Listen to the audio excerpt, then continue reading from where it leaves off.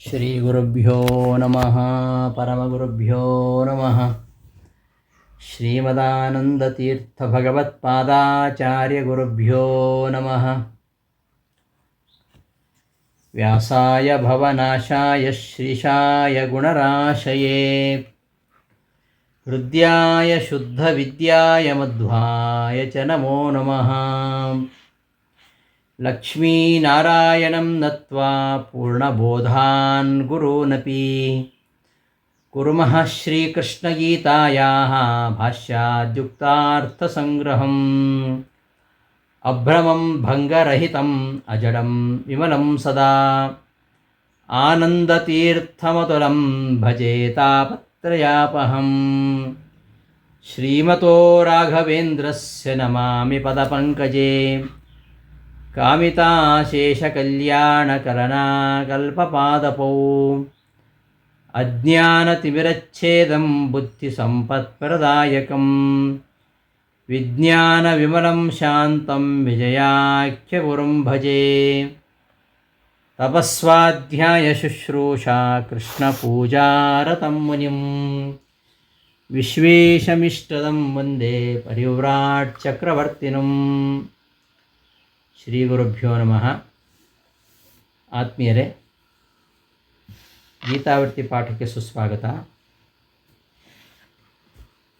ಈ ದಿನದ ಭಗವದ್ಗೀತೆಯ ಪಾಠದಲ್ಲಿ 12ನೇ ಅಧ್ಯಾಯ ಭಕ್ತಿಯೋಗ, ಅದನ್ನು ಆರಂಭಿಸೋಣ.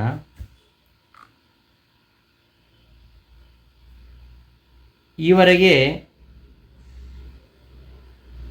ಈ ಕರ್ಮಯೋಗ, ಜ್ಞಾನಯೋಗ, ಧ್ಯಾನಯೋಗ ಇವುಗಳ ಬಗ್ಗೆ ಎಲ್ಲ ಹೇಳಿ ದ್ವಿತೀಯ ಷಟ್ಕದಲ್ಲಿ ಪರಮಾತ್ಮನ ಮಹಿಮೆಯನ್ನು ನಿರೂಪಿಸ್ತಕ್ಕಂತಹ ಅನೇಕ ವಿಚಾರಗಳನ್ನು ತಿಳಿಸಿ, ಕೊನೆಯಲ್ಲಿ ಅರ್ಜುನನಿಗೆ ವಿಶ್ವರೂಪವನ್ನು ತೋರಿಸಿ ತನ್ನ ಅಗಾಧವಾಗಿರತಕ್ಕಂತಹ ಮಹಿಮೆಯನ್ನು ತೋರಿಸಿದ್ದಾನೆ ಕೃಷ್ಣ. ಯಾರು ಭಕ್ತಿಯಿಂದ ತನ್ನ ಉಪಾಸನೆ ಮಾಡ್ತಾರೋ ಅವರಿಗೆ ಮಾತ್ರ ತನ್ನನ್ನು ಹೊಂದಲಿಕ್ಕೆ ಸಾಧ್ಯ. ಈ ಪರಮಾತ್ಮನ ಉಪಾಸನೆಯಿಂದಲೇ ಮುಕ್ತಿ. ಅದರ ಜೊತೆಗೆ ಪರಮಾತ್ಮನಲ್ಲಿ ಭಕ್ತಿ ಹಾಗೂ ಅವನ ಉಪಾಸನೆ ಇವುಗಳೇ ಮುಕ್ತಿಗೆ ಕಾರಣ ಎಂಬುದಾಗಿ ನಿರೂಪಿಸಿದ್ದುಂಟು. ಈ ಒಂದು ಅಧ್ಯಾಯದಲ್ಲಿ ಮತ್ತೊಂದು ಪ್ರಶ್ನೆಯನ್ನು ನಾವು ಮಾಡಿಕೊಂಡು ಈ ಅಧ್ಯಾಯವನ್ನು ಆರಂಭಿಸೋಣ. ಪರಮಾತ್ಮನ ಉಪಾಸನೆಯ ಮಾಡುವ ಬದಲು ಈ ಜಗತ್ತಿಗೆ ಕಾರಣವಾಗಿರತಕ್ಕಂತಹ, ಮೂಲ ಕಾರಣವಾಗಿರತಕ್ಕಂತಹ, ಜಡ ಪ್ರಕೃತಿಯ ಅಭಿಮಾನಿಯಾಗಿರತಕ್ಕಂತಹ, ಚಿತ್ ಪ್ರಕೃತಿ ಅನಿಸಿರ್ತಕ್ಕಂತಹ ಶ್ರೀತತ್ವದ ಉಪಾಸನೆಯಿಂದಲೂ ಕೂಡ ಮುಕ್ತಿ ದೊರೆಯಬಹುದಲ್ಲ ಎಂಬ ಪ್ರಶ್ನೆ ಬರುತ್ತೆ. ಈ ನಾರಾಯಣ ಜೊತೆಗೆ ಆ ಜಗನ್ಮಾತೆಯಾಗಿರತಕ್ಕಂತಹ ಲಕ್ಷ್ಮೀದೇವಿ ಇವರಿಬ್ಬರೂ ಸಮಾನವಾಗಿರತಕ್ಕಂತಹ ವ್ಯಾಪ್ತಿಯುಳ್ಳವರು. ಪರಮಾತ್ಮನಷ್ಟೇ ಸಮಾನವಾಗಿ ವ್ಯಾಪಿಸಿದವಳು, ಪರಮಾತ್ಮನಿಗೆ ಸಮನಾದವಳು. ಆದ್ದರಿಂದಲೇ ಲಕ್ಷ್ಮಿಗೆ ಸಮನ ಅಂತ ಹೇಳೋದು. ಅಂತಹ ಪರಮಾತ್ಮ ಮತ್ತು ಲಕ್ಷ್ಮೀದೇವಿ ಇವರಿಬ್ಬರು ಸಮಾನವಾದ ವ್ಯಾಪ್ತಿಯುಳ್ಳವರಾಗಿದ್ದಾರೆ, ನಿತ್ಯ ಮುಕ್ತರಾಗಿದ್ದಾರೆ. ಈ ಪ್ರಪಂಚದಲ್ಲಿ ಪರತತ್ವ ಅನಿಸಿದ್ದಾರೆ. ಇವರಿಬ್ಬರಲ್ಲಿ ಯಾರ ಉಪಾಸನೆಯನ್ನು ಮಾಡಿದರೂ ಕೂಡ ಮುಕ್ತಿಯನ್ನು ಪಡೆಯಬಹುದು ಎಂಬ ಶಂಕೆ ಸಹಜವಾಗಿ ನಮ್ಮಲ್ಲಿ ಮೂಡುತ್ತೆ. ಅದರಲ್ಲಿಯೂ ಈ ಜಗತ್ಪಿತನಾಗಿರತಕ್ಕಂತಹ ಶ್ರೀಹರಿಯನ್ನು ಪ್ರಸನ್ನಗೊಳಿಸೋದಕ್ಕಿಂತ ಜಗನ್ಮಾತೆಯಾಗಿರತಕ್ಕಂತಹ ಲಕ್ಷ್ಮಿಯನ್ನು ಬೇಗನೆ ಒಲಿಸಬಹುದಾದ್ದರಿಂದ ಈ ಸುಲಭವಾಗಿರತಕ್ಕಂತಹ ಉಪಾಯವನ್ನೇ ನಾವು ಯಾಕೆ ಅನುಸರಣೆ ಮಾಡಬಾರದು ಎಂಬ ಭಾವನೆ ಸಹಜವಾಗಿ ಸಾಮಾನ್ಯರಲ್ಲಿ ಉದಯಿಸುವಂಥದ್ದು. ಇದೇ ಸಂದೇಹವನ್ನೇ ಅರ್ಜುನ ಈ ಅಧ್ಯಾಯದ ಆರಂಭದಲ್ಲಿ ವ್ಯಕ್ತಪಡಿಸ್ತಾ ಕೃಷ್ಣನ ಮುಂದೆ ಒಂದು ಪ್ರಶ್ನೆಯನ್ನಿಟ್ಟಿದ್ದಾನೆ. ಏವಂ ಸತತಯುಕ್ತಾಯೇ ಭಕ್ತಾಸ್ತ್ವಾಂ ಪರ್ಯುಪಾಸತೆ ಏಚಾಪ್ಯಕ್ಷರಮವ್ಯಕ್ತಂ ತೇಷಾಂ ಕೇ ಯೋಗವಿತ್ತಮಾಹ. ಇದು ಅರ್ಜುನನ ಪ್ರಶ್ನೆ. ಈ ಅವ್ಯಕ್ತ ತತ್ವ ಅರ್ಥಾತ್ ಶ್ರೀ ತತ್ವ ಇದರ ಉಪಾಸನೆಯನ್ನು ಮಾಡಿದರೂ ಪರಮಾತ್ಮನ ಉಪಾಸನೆಯನ್ನು ಮಾಡದೆ ಪರಮಾತ್ಮನ ಸಾಕ್ಷಾತ್ಕಾರವಿಲ್ಲದೆ ಮುಕ್ತಿಯನ್ನು ಸರ್ವಥಾ ಪಡೀಲಿಕ್ಕೆ ಸಾಧ್ಯ ಇಲ್ಲ ಅನ್ನೋದು ನಮಗೆ ತಿಳಿದತಕ್ಕಂತಹ ವಿಷಯ. ಈ ಪರಮಾತ್ಮನನ್ನು ಉಪಾಸನೆ ಮಾಡಿದರೂ ಕೂಡ ಈ ಯಾರು ಪರಮಾತ್ಮನನ್ನು ಉಪಾಸನೆ ಮಾಡದೆ ಶ್ರೀತತ್ವವನ್ನು ಮಾತ್ರ ಉಪಾಸನೆ ಮಾಡ್ತಾರೆ ಅಂತಹ ವ್ಯಕ್ತಿಯಲ್ಲಿ ಲಕ್ಷ್ಮೀ ಪ್ರಸನ್ನಳಾಗುವುದಿಲ್ಲ. ಲಕ್ಷ್ಮೀದೇವಿ ಉಪಾಸನೆಯು ಅದು ಕ್ಲಿಷ್ಟವಾಗಿರತಕ್ಕಂತಹ ಭಗವದುಪಾಸನೆಯ ಮಾರ್ಗವನ್ನು ಸುಲಭಗೊಳಿಸುವುದರಿಂದ ಮೋಕ್ಷಾರ್ಥಿಗಳು ಅದನ್ನು ಸ್ವಾಗತಿಸಬಹುದಾದರೂ ಅದರಿಂದಲೇ ಮುಕ್ತಿಯನ್ನು ಪಡೀಲಿಕ್ಕೆ ಸಾಧ್ಯ ಇಲ್ಲ. ಆದ್ದರಿಂದ ಚಿತ್ಪ್ರಕೃತಿಯನ್ನು ಉಪಾಸಿಸಿ ಅದರ ಮೂಲಕವಾಗಿ ಈ ಪರಮಾತ್ಮನ ಉಪಾಸನೆಯನ್ನು ಗೈತಕ್ಕಂತಹ ಬಳಸುದಾರಿಯನ್ನು ನಾವು ಅನುಸರಿಸೋದಕ್ಕಿಂತ ನೇರವಾಗಿ ತನ್ನನ್ನೇ ಸುಲಭವಾಗಿ ಆರಾಧಿಸ್ತಕ್ಕಂತಹ ಮಾರ್ಗವನ್ನು ಹಿಡಿಯಬೇಕೆಂಬುದಾಗಿ ಕೃಷ್ಣ ಈ ಒಂದು ಅಧ್ಯಾಯದಲ್ಲಿ ಉಪದೇಶ ಮಾಡ್ತಾನೆ. ಈ ಜಗತ್ತಿನ ಮಾತಾಪಿತೃಗಳಾಗಿರ್ತಕ್ಕಂತಹ ಲಕ್ಷ್ಮೀದೇವಿ ಹಾಗೂ ಪರಮಾತ್ಮ ಇವೆರಡೂ ಪರತತ್ವಗಳು. ಇವುಗಳನ್ನು ನಾವು ಚಿಂತಿಸ್ತಾ ಲಕ್ಷ್ಮೀಪತಿಯಾಗಿರತಕ್ಕಂತಹ ಶ್ರೀಹರಿಯ ಉಪಾಸನೆಯಿಂದಲೇ ಮೋಕ್ಷವನ್ನು ಪಡೆಯುವಂಥದ್ದು, ಪಡೆಯಲು ಪ್ರಯತ್ನ ಮಾಡುವಂಥದ್ದು ಅದೇ ಸರಿಯಾಗಿರತಕ್ಕಂತಹ ಮಾರ್ಗ, ಸುಲಭವಾಗಿರತಕ್ಕಂತಹ ಮಾರ್ಗ. ನಾವೆಲ್ಲ ಲಕ್ಷ್ಮೀ ಆರಾಧಕರಾಗಿದ್ದೇವೆ. ನಮಗೆ ಹಣ ಇದ್ದರೆ ಆಯಿತು, ಸಂಪತ್ತಿದ್ದರೆ ಆಯಿತು. ಹಾಗಾಗಿ ಸಂಪತ್ತಿನ ಧ್ಯಾನದಲ್ಲೇ ಮುಳುಗಿದ್ದೇವೆ. ಆದರೆ ಪರಮಾತ್ಮನ ಮರೆತು ಬಿಟ್ಟಿದ್ದೇವೆ. ಸದಾ ಕಾಂಚನಾಸಕ್ತರಾಗಿ ನಾವು ಆ ಪರಮಾತ್ಮನನ್ನೇ ಮರೆತರೆ ಆಗ ಲಕ್ಷ್ಮೀದೇವಿ ಒಲ್ಲಿಗೆ ಸಾಧ್ಯನಾ ಅಂದರೆ ಇಲ್ಲ ಅಂತ ಹೇಳ್ತಾರೆ. ವಿಷ್ಣುನ ಸಹಿತಾಧ್ಯಾತ ಸಾಹಿತುಷ್ಟಿಂ ಪರಾಮೃಜೇತ್. ವಿಷ್ಣುವಿನ ಜೊತೆಗೆ ಲಕ್ಷ್ಮಿಯನ್ನು ಪೂಜಿಸಿದರೆ ಮಾತ್ರ ಲಕ್ಷ್ಮಿಗೆ ತುಂಬ ಸಂತೋಷವಂತೆ.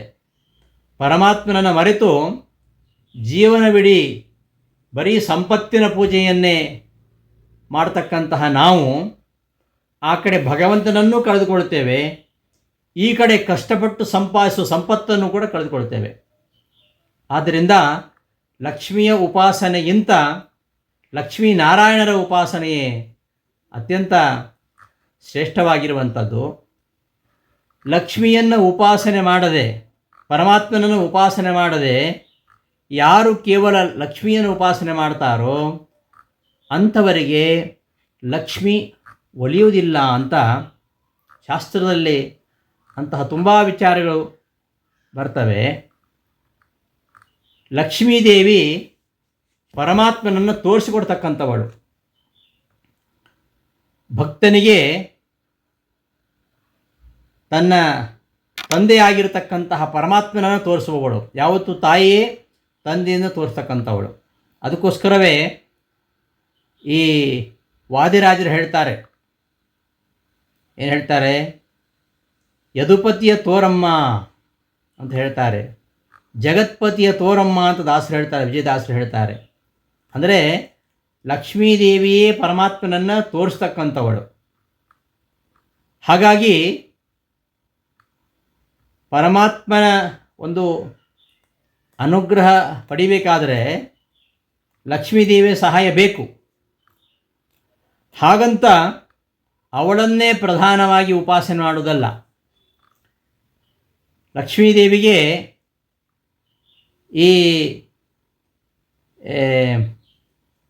ಅಂಬರಣಿ ಸೂಕ್ತದಲ್ಲಿ ಬರ್ತದೆ, ಅಹಂ ಯಜಮಾನಾಯ ದ್ರವಿಣಂ ಜ್ಞಾನಧನ ರೂಪ ದೈವ ಮಾನುಷವಿತ್ತಂ ದದಾಮಿ ಅಂತ ಅಂಬರಣಿ ಸೂಕ್ತ ವ್ಯಾಖ್ಯಾನದಲ್ಲಿ ರಾಯರು ವ್ಯಾಖ್ಯಾನ ಮಾಡ್ತಾರೆ. ಈ ಲಕ್ಷ್ಮೀದೇವಿ ಅಹಂ ರಾಷ್ಟ್ರೀ ಸಂಗಮನಿ ಅಂತ ಹೇಳ್ತಾಳೆ. ನಾನೇ ಸರ್ವಸ್ವಾಮಿನಿ, ನಾನು ದೈವ ಮಾನಸ ಸಂಪತ್ತುಗಳಿಗೆ ಸಂಘವನ್ನು ಮಾಡಿಸ್ತಕ್ಕಂಥವಳು. ಯಾರು ನನ್ನನ್ನು ಉಪಾಸನೆ ಮಾಡ್ತಾರೆ ಅವರಿಗೆ ಅವುಗಳನ್ನು ತಂದುಕೊಡ್ತಕ್ಕಂಥವಳು ಅಂತ ಹೇಳ್ತಾಳೆ. ಯಾರು ಅನ್ನವನ್ನು ತಿಂತಾರೋ, ಯಾವನು ಬಗೆ ಬಗೆಯ ವಸ್ತುಗಳನ್ನು ನೋಡ್ತಾನೋ, ಯಾವನು ಶ್ರವಣ ಮಾಡ್ತಾನೋ ಅವರೆಲ್ಲರೂ ಅವೆಲ್ಲವನ್ನು ಕೂಡ ನನ್ನಿಂದಲೇ ಮಾಡ್ತಾರೆ. ಇಂತಹ ನನ್ನನ್ನು ತಿಳಿದ ಅಜ್ಞಾನಿಗಳು ನಾಶ ಹೊಂದುತ್ತಾರೆ. ವೇದಗಳ ಮೂಲಕವಾಗಿ ಪರಮಾತ್ಮನನ್ನು ಉಪದೇಶ ಮಾಡತಕ್ಕಂಥವಳೇ ನಾನು. ದರ್ಶನ ಶ್ರವಣ ಮೊದಲಾದ ಸಕಲ ಕಾರ್ಯಗಳನ್ನು ಲಕ್ಷ್ಮೀದೇವಿಯ ಅನುಗ್ರಹದಿಂದಲೇ ಮಾಡ್ತಾರೆ ಎಂಬುದಾಗಿ ಅಂಬರಣಿ ಸೂಕ್ತ ಹೇಳ್ತದೆ.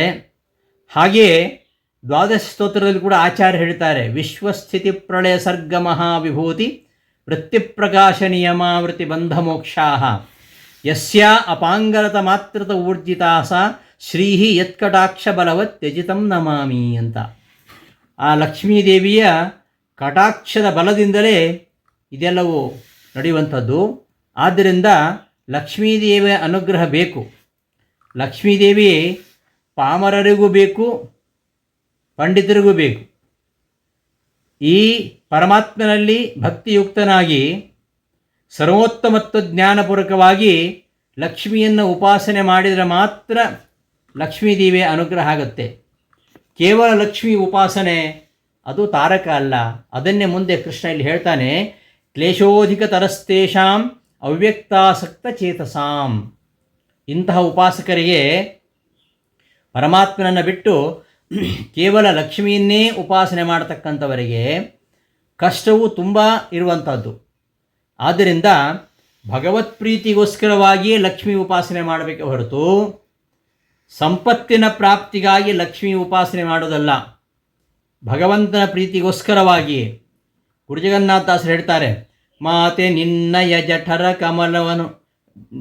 ಕಮಲ ಸುಜಾತನಾಗಿಹ ಸುತನ ತೆರದಲ್ಲಿ ಪ್ರೀತಿಪೂರ್ವಕ ಭಾಗ್ಯ ನಿಧಿಗಳ ನಿತ್ಯದಲ್ಲಿ ನೀತ ಭಕುತಿ ಜ್ಞಾನಪೂರ್ವಕ ದಾತ ಗುರು ಜಗನ್ನಾಥ ವಿಠಲನ ಪ್ರೀತಿಗೊಳಿಸುವ ಭಾಗ್ಯ ಪಾಲಿಸಿ ಪೊರೆಯ ನೀಯನ್ನ.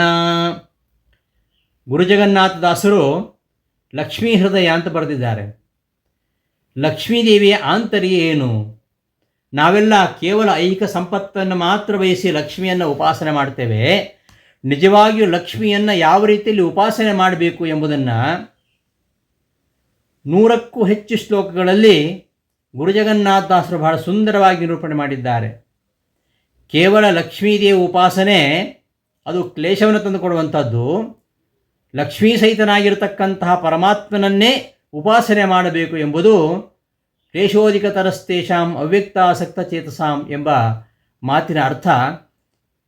ಇದನ್ನೇ ಗುರುಜಗನ್ನಾಥದಾಸರು 100 ಶ್ಲೋಕಗಳಲ್ಲಿ ಈ ಒಂದು ಅರ್ಥವನ್ನು ವಿಸ್ತಾರಗೊಳಿಸಿದ್ದಾರೆ.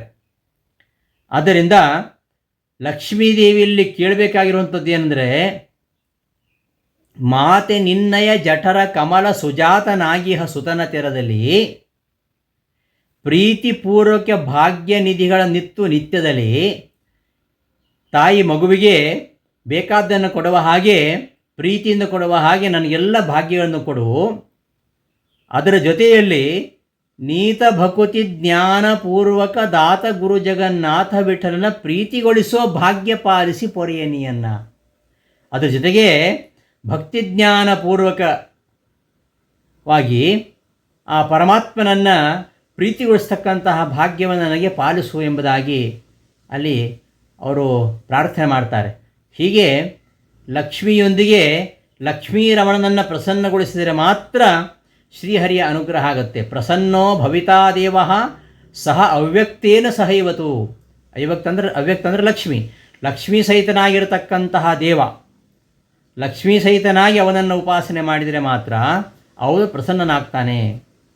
ಯಾವತಾ ತತ್ಪ್ರಸಾದೋ ಹಿ ತಾವತೈವ ನ ಸಂಶಯ ಎಂಬ ಮಾತಿನಂತೆ ಲಕ್ಷ್ಮೀ ಸಹಿತನಾಗಿರತಕ್ಕಂತಹ ಪರಮಾತ್ಮನ ಉಪಾಸನೆ ಮಾಡಬೇಕು. ಭಕ್ತಾಶ್ಚ ಯೇ ಅತೀವ ವಿಷ್ಣು ಅತೀವ ಜಿತೇಂದ್ರಿಯಾ ಸಮ್ಯಗಾಚಾರಯುಕ್ತಾ ಉಪಾಸತೆ ತಾಂ ಸಮಬುದ್ಧಯಂಶ್ಚ ತೇಷಾಂ ದೇವಿ ದೃಶ್ಯತೆ ನೇತರೇಷಾಂ ದೃಷ್ಟಾ ಸಾ ಭಕ್ತಿಮತೀವ ವಿಷ್ಣು ದತ್ತೋಪಾಸ್ತೌ ಸರ್ವ ವಿಘ್ನಾನ್ ಚಿನತ್ತಿ. ಇದು ಸಾಮವೇದದಲ್ಲಿ ಬರತಕ್ಕಂತಹ ಮಾತು. ಸಾಮವೇದದಲ್ಲಿ ಈ ರೀತಿಯಲ್ಲಿ ಜಿತೇಂದ್ರಿಯರಾಗಿ ವಿಷ್ಣುವಿನಲ್ಲಿಯೇ ಭಕ್ತಿಯನ್ನು ಮಾಡ್ತಕ್ಕಂಥವರು, ಸದಾಚಾರ ಸಂಪನ್ನರಾಗಿ ಯಾರು ಆ ವಿಷ್ಣುವನ್ನು ಉಪಾಸನೆ ಮಾಡ್ತಾರೋ ತೇಷಾಂ ದೃಶ್ಯತೆ ನೇತರೇಷಾಂ, ಅಂಥವಳಿಗೆ ಮಾತ್ರ ಲಕ್ಷ್ಮಿ ಕಾಣಿಸ್ತಾಳೆ ಹೊರತು ಬೇರೆಯವರಿಗೆ ಅವಳು ಒಲಿಯುವುದಿಲ್ಲ ಎಂಬುದಾಗಿ ಸಾಮವೇದದ ಮಾತಿನಂತೆ ಶ್ರೀಪತಿತ್ವೇನ ಭಗವಂತನ ಉಪಾಸನೆ ಮಾಡಬೇಕು. ವಿಷ್ಣು ಜೊತೆಗೆ ಲಕ್ಷ್ಮಿಯನ್ನು ಪೂಜಿಸಿದ್ರೇ ಲಕ್ಷ್ಮಿಗೆ ಪರಮ ಸಂತೋಷ. ಪರಮಾತ್ಮನ ಮರೆತು ಜೀವನ ಪೂರ್ತಿ ಬರೀ ಸಿರಿ ಸಂಪತ್ತುಗಳ ಪೂಜೆಯನ್ನೇ ನಡೆಸ್ತಕ್ಕಂತಹ ನಾವು ಆ ಸಂಪತ್ತನ್ನು ಕಳೆದುಕೊಳ್ತೇವೆ, ಭಗವಂತನನ್ನು ಕಳೆದುಕೊಳ್ತೇವೆ. ಅಂತೂ ಲಕ್ಷ್ಮೀ ಉಪಾಸನೆಗಿಂತ ಲಕ್ಷ್ಮೀನಾರಾಯಣನ ಉಪಾಸನೆಯೇ ಜೀವನದ ಪರಮ ಪುರುಷಾರ್ಥವನ್ನು ಪಡೆಯತಕ್ಕಂತಹ ಶ್ರೇಷ್ಠ ಸಾಧನ ಎಂಬುದನ್ನು ನಾವು ಈ ಅಧ್ಯಾಯದಲ್ಲಿ ನೋಡ್ತೇವೆ. ಲಕ್ಷ್ಮೀ ಉಪಾಸನೆ ಮತ್ತು ಭಗವಂತನ ಉಪಾಸನೆ, ಇವುಗಳಲ್ಲಿ ಭಗವಂತನ ಉಪಾಸನೆಯೇ ಶ್ರೇಷ್ಠವಾದದ್ದು. ಲಕ್ಷ್ಮಿಯ ಉಪಾಸನೆ ಯಾಕೆಂದರೆ ಅವಳ ಪ್ರಸಾದದಿಂದ ಭಗವಂತನನ್ನು ದೊರಕಿಸಿಕೊಡುವಂಥದ್ದು.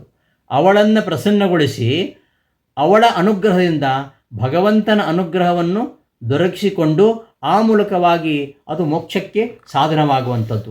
ಶ್ರೀಸುತುಷ್ಟಾ ಹರೇತ್ತೋಷಂ ಜನಯೇ ಕ್ಷಿಪ್ರಮೇವತು ಅತುಷ್ಟಾ ತದತುಷ್ಟಿಂಚ ತಸ್ಮಾಧ್ಯಯೈವ ಸಾ ಸದಾ. ಲಕ್ಷ್ಮಿಯನ್ನು ಯಾವಾಗಲೂ ಧ್ಯಾನ ಮಾಡಬೇಕು ಅಂತ ಬ್ರಹ್ಮಾಂಡ ಪುರಾಣ ಹೇಳುತ್ತೆ. ಹೇಗೆ ಹೇಳುತ್ತೆ ಅಂದರೆ ಶ್ರೀಸುತುಷ್ಟಾ ಹರೇ ತೋಷಂ ಜನಯೇತ್.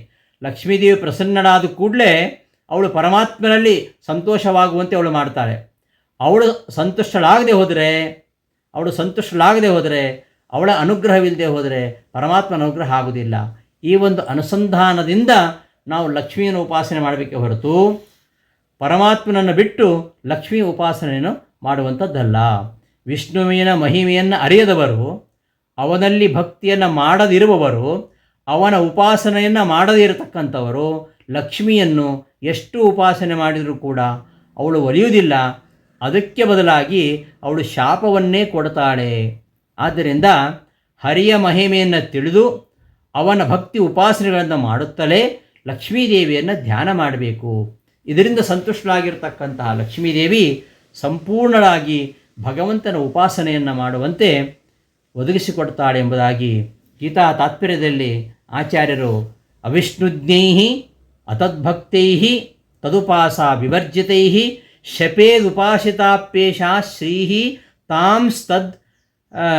ತದ್ದಹಿತತ್ವವಿತ್ ತದ್ಭಕ್ತಃ ತಮುಪಾಸ್ಯೈವ ಶ್ರಿಯಂ ಧ್ಯಾಯೀತ ನಿತ್ಯದ ಜ್ಞಾತ್ವಾ ಶ್ರಿಯಂ ತತ್ಪರಮಂ ತತ್ಪತಿಂ ಪುರುಷೋತ್ತಮಂ ವಿಜ್ಞಾಯ ಉಪಾಸತೆ ನಿತ್ಯಂ ತೇಹಿ ಯುಕ್ತತಮಾಮತಾಃ ಅಂತ ಈ ವಿಚಾರವನ್ನು ಭಗವದ್ಗೀತೆಯಲ್ಲಿ ಏನು ಕೃಷ್ಣ ಹೇಳ್ತಾನೆ, ಅದೇ ವಿಚಾರವನ್ನು ತಾತ್ಪರ್ಯದಲ್ಲಿ ಈ ಮಾತುಗಳಿಂದ ಸ್ಪಷ್ಟಪಡಿಸ್ತಾರೆ.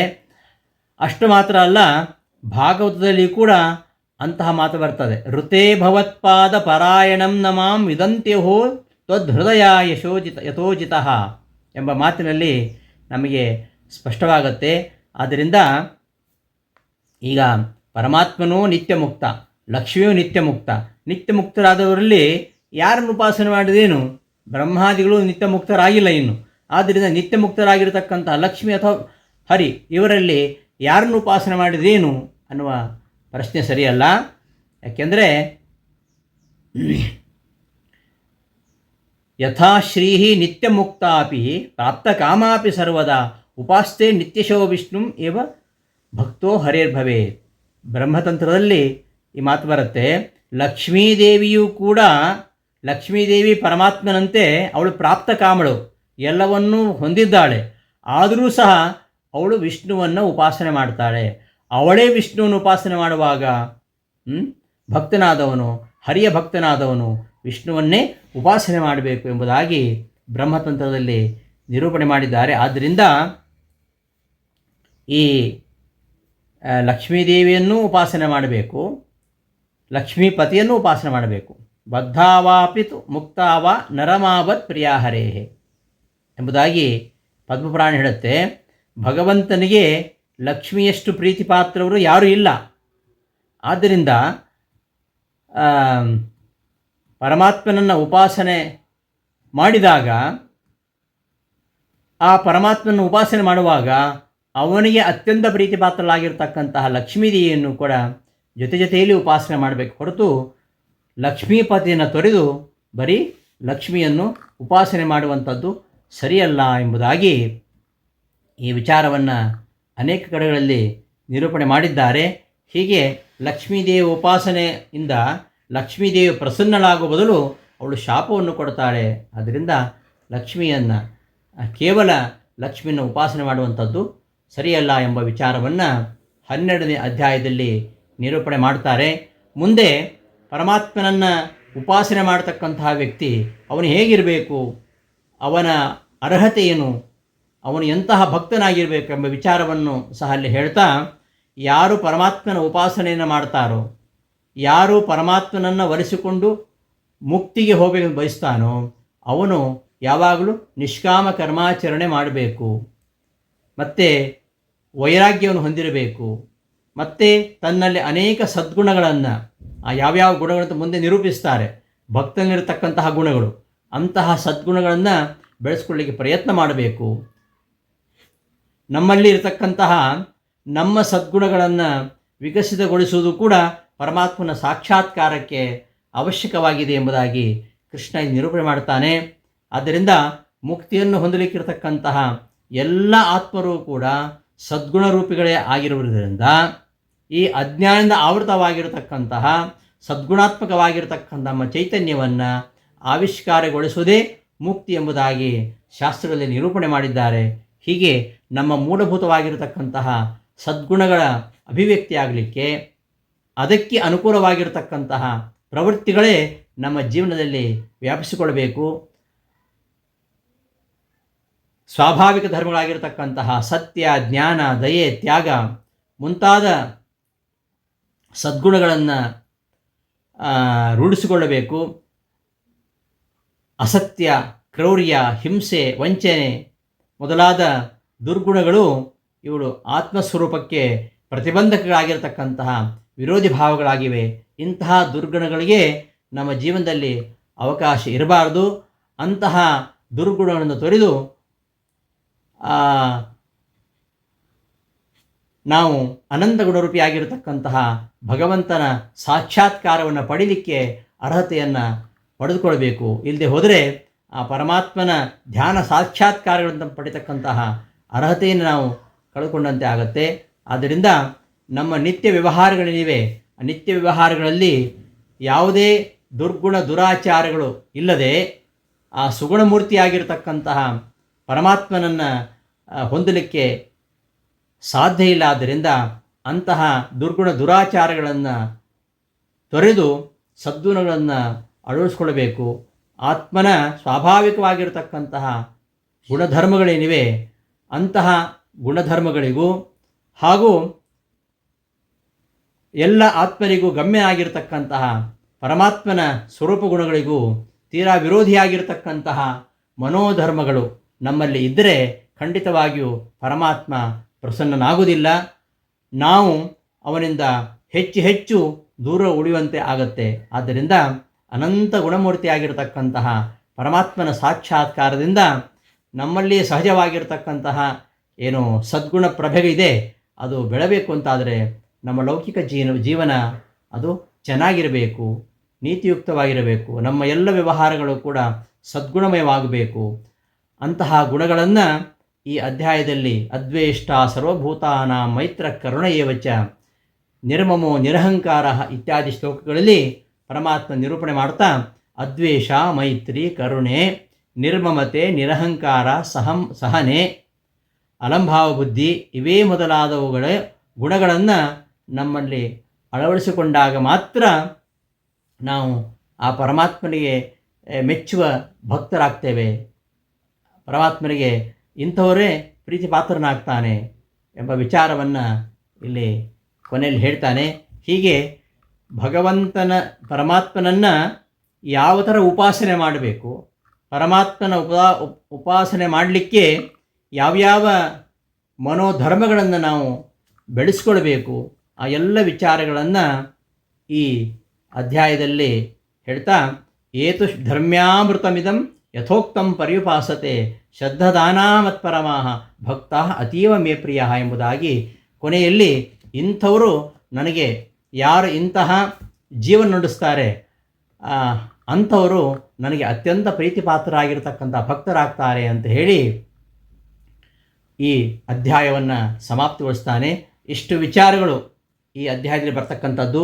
ಅರ್ಜುನ ಪ್ರಶ್ನೆ ಮಾಡ್ತಾನೆ, ನಿತ್ಯ ತತ್ವಗಳಾಗಿರ್ತಕ್ಕಂತಹ, ಮುಕ್ತ ತತ್ವಗಳಾಗಿರ್ತಕ್ಕಂತಹ ಶ್ರೀತತ್ವ ಹಾಗೂ ವಿಷ್ಣು ತತ್ವ ಇವರಲ್ಲಿ ಯಾರ ಉಪಾಸನೆ ಶ್ರೇಷ್ಠವಾಗಿರುವಂಥದ್ದು ಎಂಬ ಪ್ರಶ್ನೆಯೊಂದಿಗೆ ಆರಂಭವಾಗಿರ್ತಕ್ಕಂತಹ ಈ ಅಧ್ಯಾಯ ಲಕ್ಷ್ಮಿಗಿಂತ ವಿಷ್ಣುವಿನ ಉಪಾಸನೆಯನ್ನೇ ಮಾಡಬೇಕು ಯಾಕೆ ಎಂಬ ವಿಚಾರವನ್ನು ಸುದೀರ್ಘವಾಗಿ ನಿರೂಪಿಸಿ, ಅಂತಹ ವಿಷ್ಣುವಿನ ಉಪಾಸನೆಯನ್ನು ಮಾಡತಕ್ಕಂತಹ ವ್ಯಕ್ತಿ ಆ ಪರಮಾತ್ಮನಿಗೆ ಅತ್ಯಂತ ಪ್ರೀತಿಪಾತ್ರನಾಗಿರ್ತಕ್ಕಂಥ ಭಕ್ತ ಆಗಬೇಕಾದರೆ ಎಂತಹ ಗುಣಗಳನ್ನು ಅಳವಡಿಸ್ಕೊಳ್ಬೇಕು ಎಂಬ ವಿಚಾರವನ್ನು ಈ ಅಧ್ಯಾಯದಲ್ಲಿ ನಿರೂಪಣೆ ಮಾಡ್ತಾನೆ. ಇಂತಹ ಅಧ್ಯಾಯದಲ್ಲಿ ಇರತಕ್ಕಂತಹ ವಿಚಾರಗಳನ್ನು ನಾವು ವಿವರವಾಗಿ ಇನ್ನು ಮುಂದೆ ನೋಡ್ತಾ ಹೋಗೋಣ. ನಾವು ಮುಂದಿನ ಪಾಠದಲ್ಲಿ ನೋಡೋಣ ಅಂತ ಹೇಳ್ತಾ ಈ ದಿನದ ಪಾಠವನ್ನು ಸಮಾಪ್ತಿಗೊಳಿಸ್ತೇನೆ. ಶ್ರೀಕೃಷ್ಣ ಅರ್ಪಣಮಸ್ತು. ಧನ್ಯವಾದಗಳು.